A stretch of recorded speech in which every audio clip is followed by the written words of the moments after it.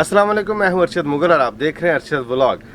नाज़रीन, सफ़र हमारा जारी है और रास्ते में एक खूबसूरत सा बरगद का दरख्त दिखाई दिया।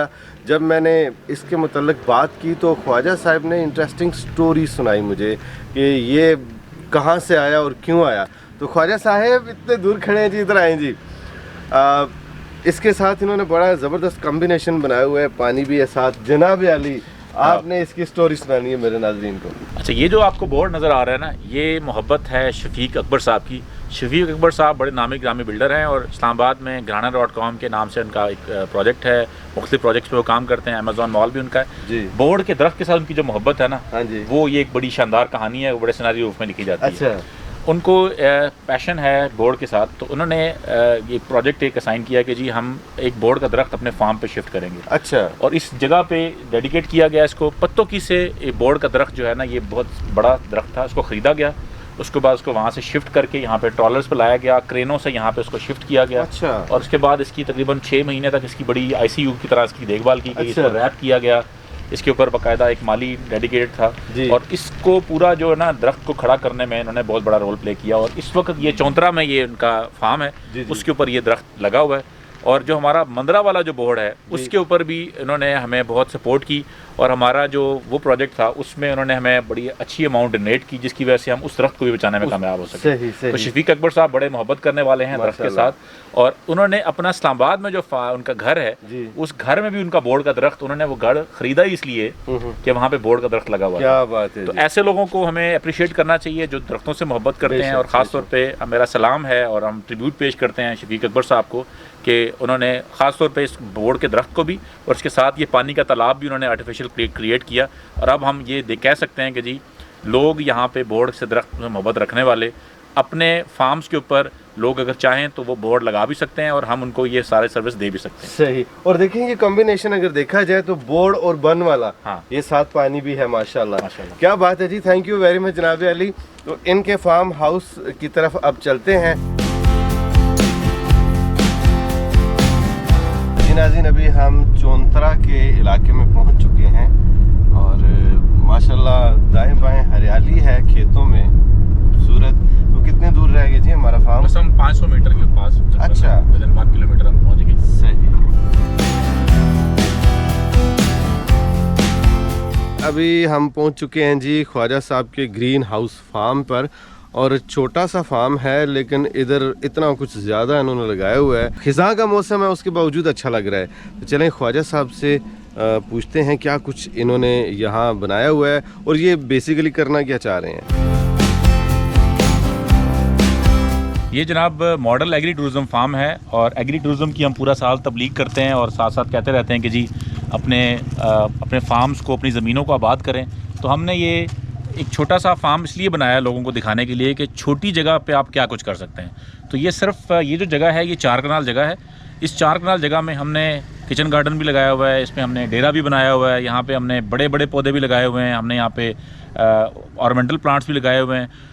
ये बुनियादी तौर पे इसके तकरीबन 1 किलोमीटर के फासले पे स्वां रिवर है। दरियाए स्वां की मोहब्बत में हमने इस फार्म को डेवलप किया कि हम चाह रहे हैं कि मुस्तकबिल में हम स्वां के किनारे जो दरख्त लगाएं, उसका हम ये ट्रायल हमने किया है। तो ये एक समझ लें कि ऐसा फार्म है जो कि एक मॉडल फार्म इस तरह से है कि स्वां के किनारे और पोटोहार में कौन कौन से पौधे हो सकते हैं और वो देखने में बाद में कैसे लगेंगे वो हम डिस्प्ले कर रहे हैं। यहाँ पे हमने तकरीबन 200 से ज़्यादा स्पीशीज़ लगाई हुई हैं। तादाद तो शायद अनगिनत है, लेकिन हमने एक दिन एस्टिमेट किया था तकरीबन यहाँ पे हमने कोई इस 4 कनाल के अंदर 2000 से ज़्यादा प्लांट्स जो है ना वो हमने यहाँ पे ट्रायल किए, जिनमें से कोई शायद 400-500 प्लांट्स जो हैं सक्सेसफुल नहीं हुए। उसके बाद बाकी सारे प्लांट जो हैं यहाँ पे कामयाब हैं। आपको लेफ़्ट साइड पे जो जगह नज़र आ रही है, यहाँ पे हमने तालाब बनाया हुआ है जो वाटर रिचार्ज करने का है। ये सामने जो एरिया है ये हमने फ्यूचर में मड हाउस बनाना है, यहाँ पे मिट्टी का एक पुराना घर बनाना है। अच्छा। तो गाँव चलो तहरीक का ये समझ लें आवाज़ होगा यहाँ से। इसको हमने हर 50 फुट के फासले पे इसको डिफरेंट डिज़ाइन किया है कि देखने में ये मुख्तलिफ लगे। एक हिस्सा दूसरे हिस्से से मुख्तलिफ है। सही। इस फार्म को बनते हुए तकरीबन इसको 3 साल हो चुके हैं, 4था साल है। सही। लेकिन हमें ये लगता है कि इसकी जो ऑप्टिमम खूबसूरती आएगी वो 5 साल के बाद आएगी। सही। जब जो हमने भी जैसे बांस के पौधे हैं ये पूरा अपना छतरी बना लेंगे, इसी तरह ही जो हमने बोर्ड के पीपल के जो पौधे बनाए हैं वो अपना पूरी तरह निकल आएंगे।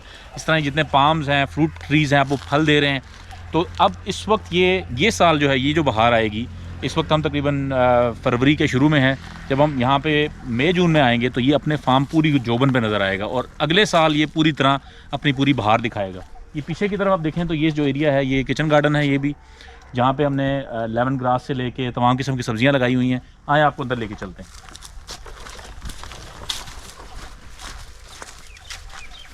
वाह जी वाह। ये रेज बेड किचन गार्डन है जिसमें अभी आपको सामने ये नज़र आ रहे हैं, ये टमाटर और बैंगन के पौधे हैं, वो सामने लेमन ग्रास है। इस तरह से ये बैंगन यहाँ पे ख़त्म हो गया है, पीछे मिर्चें थी वो भी ख़त्म हुई हैं रिसेंटली। पीछे का इलाका जो है, इसके साथ साथ हमने तमाम किस्म की जो कावे हैं, कलमे हैं, कटिंग्स हैं, वो ग्रो की हुई हैं। अच्छा। साइड पे आपको पाम नज़र आ रहे हैं, पाम के साथ बांस नज़र आ रहे हैं, बांस के साथ श्रब्स नज़र आ रही हैं। ये जो तमाम किस्म के जो आप ऐसा कह रहे हैं, ये पर्मा कल्चर फार्म है। सही। इसमें हम कोई खाद फर्टिलाइज़र यूज़ नहीं करते, नेचुरल फर्टिलाइज़र, नेचुरल खाद, मल्चिंग के ज़रिए, और इसको हम इसी की घास को वापस मल्च कर देते हैं ताकि ये खूबसूरत भी लगे। आगे इधर दिखाते हैं आपको, इस तरफ क्या है।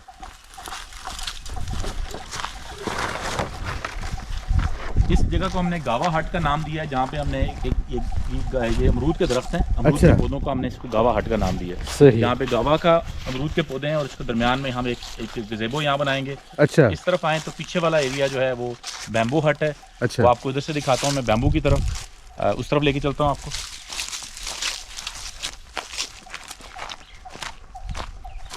इसके चारों तरफ बांस के पौधे हैं। अच्छा। तो ये बांस का एक खूबसूरत इसकी खूबसूरती आएगी जब ये अपने पूरे बांस अपने जोबन पे आएगा, और इसके साथ बाकी जितने भी प्लांट्स हैं वो आपको नज़र आ रहे हैं। ये पत्तों की जो आपको पाँव में चलने की आवाज़ आती है, ये भी बड़ा मज़ेदार साउंड है। मरवा के पौधे हैं। अच्छा। तो इस तरह से ये मुख्तलिफ, ये जो एरिया है जी जी, ये बैम्बू हट है जो कि अच्छा। अपनी पूरी शक्ल में दिखाई देगा। इस तरह पीपल के पौधे लगे हुए हैं। सही। आप देखें पीपल का लगा हुआ। ये हमने लिगस्टम बाड़ को हमने शेप किया है कि ये पूरी तरह एक हट बना लेगा ऊपर से। अच्छा। तो इस समर में ये पूरी तरह ऊपर से कवर कर लेगा। इसको हम लोग बांध रहे हैं साथ साथ। तो ये पूरी साइडों से ये तकरीबन इस सारी बेल्ट पे तकरीबन 200 पौधे लगे हुए हैं। 200 पौधों का ये जमघटा बनेगा और ये इसकी हट बन जाएगा, झोपड़ी बनेगी क्या जिंदा बात है, पौधों की। क्या बात है जी। से साथ साथ नीचे देखें लेमन ग्रास लगा हुआ है। सही।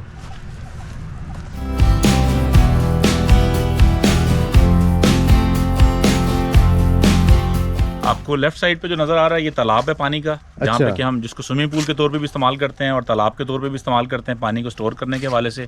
ये आपको जो सीधे और उल्टे हाथ पे नज़र आ रही हैं चीज़ें, ये भी फलदार पौधे हैं जिन्होंने कि इसमें 3 लेयर्स हैं। एक है जिसको हम लोग श्रब्स कहते हैं, फिर हमारे पास इसमें ग्रासेस भी हैं, श्रब्स भी हैं, फिर उसके बाद हमारे पास प्लांट्स हैं, फ्रूट प्लांट्स हैं, और आखिर हमारे जो है ना बड़े दरख्त हैं जो नेटिव ट्रीज़ हैं। तो ऊपर इसकी ये 5 साल के बाद, यानी कि दूसरे 2 साल के बाद ये इस कंडीशन में आ जाएगा कि ऊपर से ये पूरा जंगल बन जाएगा और अंदर आप एक जंगल में आपका एक घर हो, एक हट हो जो जिसमें हम लोगों को मेज़बानी कर सकें। तो ये बैकग्राउंड है इस पूरे फार्म का। सही सही।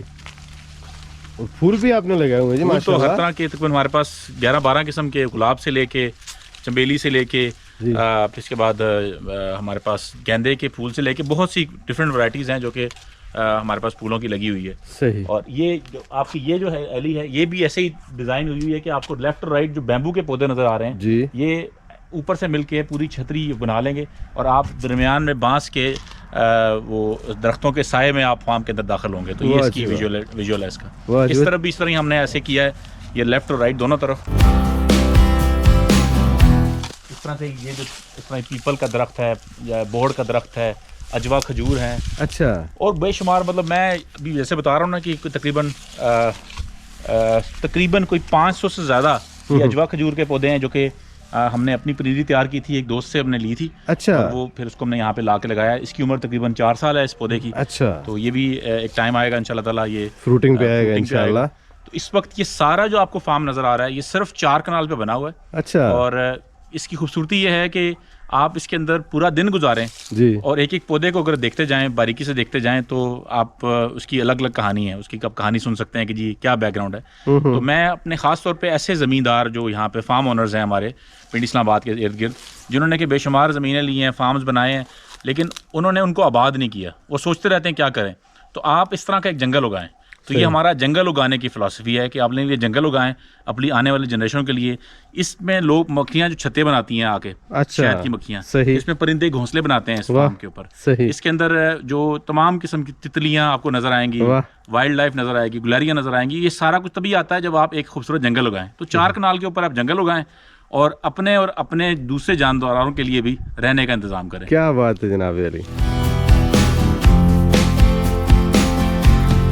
इस तरफ हमारा डेरा है जो लेफ़्ट साइड पे, और ये जो साइड है ये इधर हमने इंडोर प्लांट्स रखे हुए हैं, और इसको हम कोशिश करते हैं कि जो ख़ास तौर पे जो हमारे यहाँ पे एक सरूट होता है और जो काना होता है, इसको हम यूज़ करते हैं। तो यहाँ पे हमने 2 हट्स बनाई हुई हैं इसी तरह से कि हम उसको ऊपर से ठंडा करने के लिए और इसको इंडोर अपनी चीज़ों को मेंटेन करने के लिए हमने बहुत से ऐसे पौधे हैं जो कि छाँव चाहते हैं। सही। उनको हमने कुछ हमने बॉन्साइज बनाई हुई हैं, कुछ पौधों की ओके। गमले बनाए हुए हैं। तो ये जो फार्म है इसकी बैकग्राउंड जैसे मैंने बताई कि हम एक जंगल उगा रहे हैं। सही। तो जंगल जो है, जंगल अपनी उसकी एक ज़िंदगी होती है। बेशक। तो हम इसके अंदर इसको कोशिश की है कि नेचुरल रखें। इसके अंदर हमने कम से कम छेड़छाड़ की है, सिर्फ उतनी हमने अपनी ज़रूरत के मुताबिक जगह बनाई है जो कि हमें रहने के लिए चाहिए। बाकी हमने इन नेटिव स्पीशीज़ के लिए जगह छोड़ी। क्या बात है। अच्छा ये गन्ना, ये देखें जी, नज़दीक आए ज़रा, इसके हम पहुंच सकते हैं गन्ने? बिल्कुल बिल्कुल, ये देखें, ये देखें, वाह जी वाह। तो ये अब कितने टाइम तक ये इसी ये तरह इसको हम लगा हर रहेगा? साल काटते हैं इसको। अच्छा। और ये फिर नीचे से नया निकल आता है। अच्छा। तो काट के इसका हम लोग कभी कभार रो बना लेते हैं, वाह, कभी इसी गंडेरियाँ बना लेते हैं। क्या बात है और कभी जनाब। इसी को काट के हम फिर दोबारा से प्लांट बना देते हैं। अब लोग कब बड़ा- काटेंगे इसको? अभी काट लेते हैं, कहते हैं। नहीं रहने दें।